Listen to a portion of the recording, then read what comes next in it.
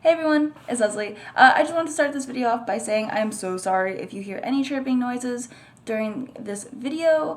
I have a couple of pet parakeets in the back over there. They are asleep, they are covered, and it is pretty late at night, so I don't think that they're going to wake up and start chirping over me. But just in case, they do have a tendency to react to my voice and just not let me have any peace and quiet at all. So I'm really hoping that they don't say anything, they don't start chirping, they don't start screaming at all while I'm recording this video. Okay? So, for my video, I wanted to discuss Molly Niesen's Love, Inc. Towards Structural Intersectional Analysis of Online Dating Sites and Applications.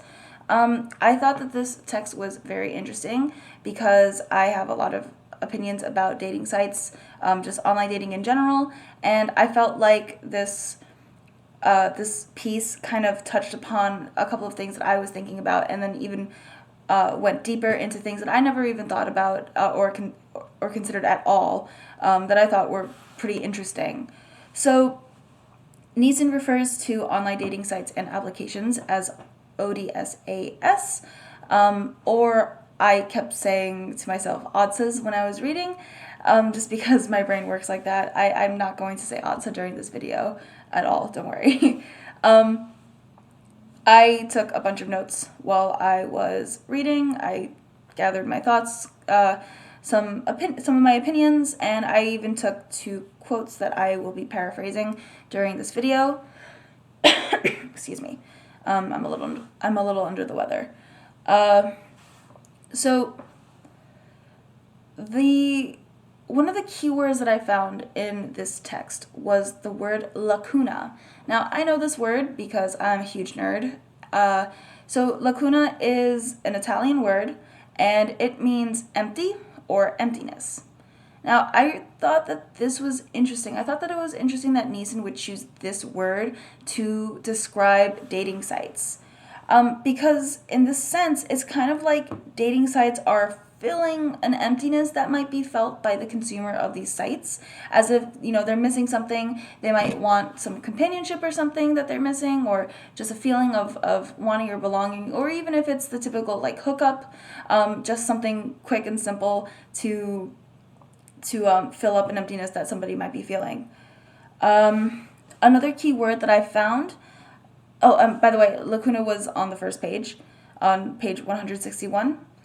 The second keyword that I found was balkanization, which was seen on page 162. Now, I didn't know what this word meant because I'm not that big of a nerd, so I did have to look this one up. And I found that it means the division of regions into smaller regions. Now, I think that that's really interesting considering that this is a text about intersectionality.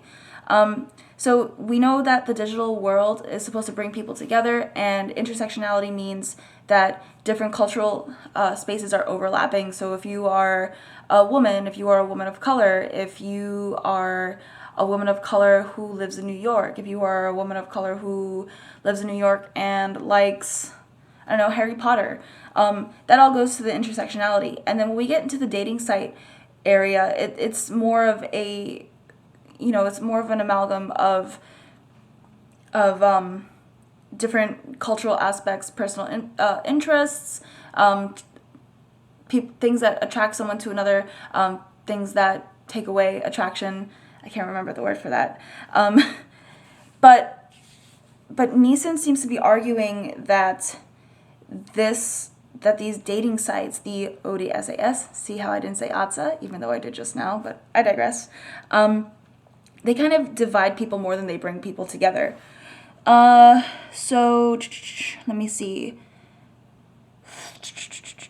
Oh, okay. So early on in the piece, Niesen says, basically argues that I'm going to say it, ODSAs have the potential to enhance differences. So instead of bringing people together, they kind of just show you more not what brings people apart, but more of what separates one person from another person. So your differences. And now, I think that's pretty interesting because you might not find that right away if you're meeting somebody in real life. I could know, if I were to join a dating site, I could know whether or not I'm a match for someone based on my interests, and I could see that right there on the profile. It's like, oh, this guy doesn't like the color blue, so, I don't want to date him, you know. Meanwhile, I might not know something like that. Obviously, more serious choices than color preference, but I might not know that if I meet somebody in real life. Um, However, this can bring, so the enhancing differences can bring apart. They could bring by, yeah, okay. They can, sorry. Okay, yeah, they can arise different negative aspects of differences as well. So some sites like OkCupid or I think it was Darwin Dates, that they only allow people who are beautiful. So someone who's overweight, someone who has acne, someone who is not conventionally beautiful would not be allowed to be on that site. And then dating sites such as, or hookup sites such as Tinder might take away that, you kind of look for someone based on like the perfect body, the athletic build, the conventional attractiveness. And so that really does kind of like take away from people, from people's insides. So seeing people from the inside, you don't really see that as much with dating sites. Not to say that you shouldn't be attracted to the person that you're with. You definitely should be, but it shouldn't. But physical attractiveness should not be the only thing that you base your love interest on. Um, so. So sites like eHarmony will allow you to answer whatever questions that you want. So if there are 15 questions, you don't have to answer all 15.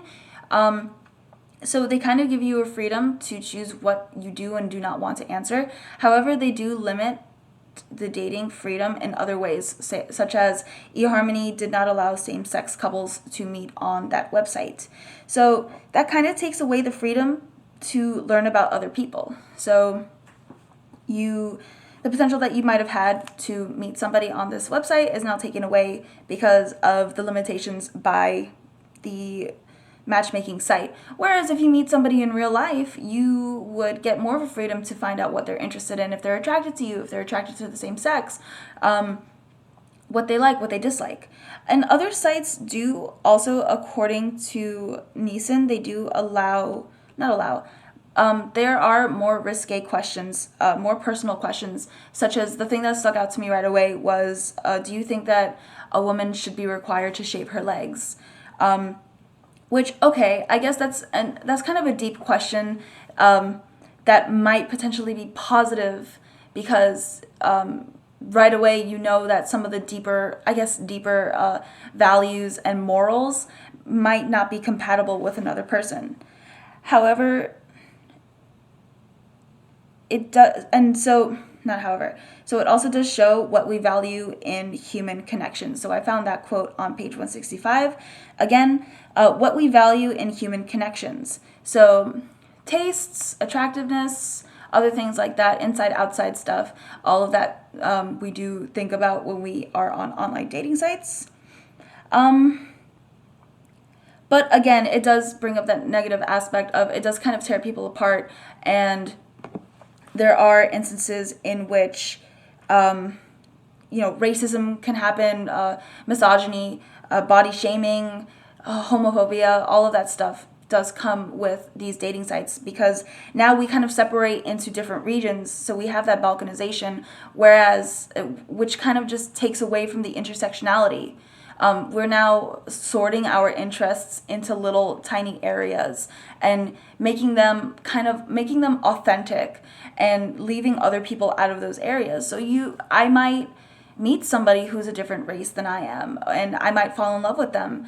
But these dating sites only allow me to look at other people who are Latin like I am, or who live in New York like I do. And it kind of takes away from my freedom to make my own decisions in real life and to meet somebody in real life. So,